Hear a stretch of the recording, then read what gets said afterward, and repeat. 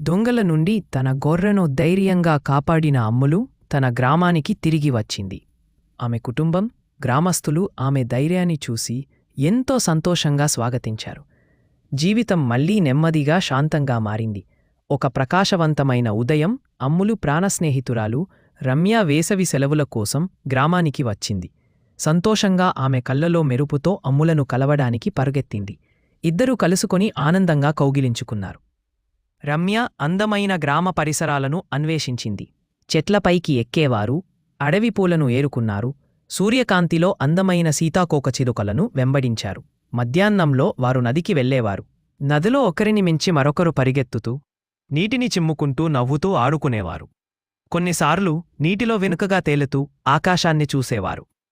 మేఘాలు రూపాలు మార్చడాన్ని చూస్తూ కలల్ని, రహస్యాలను పంచుకునేవారు. ఒకరోజు అడవి లోపల తిరుగుతూ రంగురంగుల సీతాకోకచిలుకలు ఇద్దరూ కనుగొన్నారు.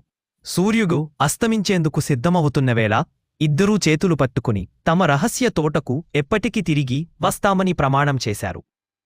వేసవివేళ క్షణాల్లో గడిచిపోయింది. ఇద్దరూ కలిసి ఆటపాటలు ఆడుతూ, పూలు కిరీటాలు తయారుచేసి, ఇతర పిల్లలతో కలిసి చిన్న నాటకాలు ఏర్పాటు చేశారు. వారి స్నేహం రోజుకో ఆనందంతో మరింత బలపడింది. వేసవి ముగియడంతో వీడుకోలు చెప్పడం కష్టమనిపించింది. నది దగ్గర నిలబడి ఎప్పటికీ స్నేహితులుగా ఉంటాం, తదుపరి సాహసంకి సిద్ధంగా ఉంటామని ఒకరికొకరు మాట ఇచ్చుకున్నారు. అమ్ములు మిగతా స్టోరీ తెలుసుకోవాలనుకుంటే మా లిటిల్ చిట్టి యూట్యూబ్ ఛానల్ను లైక్ చేసి సబ్స్క్రైబ్ చేయండి. ఇది మరిన్ని క్రియేట్ చేయడానికి మాకు సహాయపడుతుంది.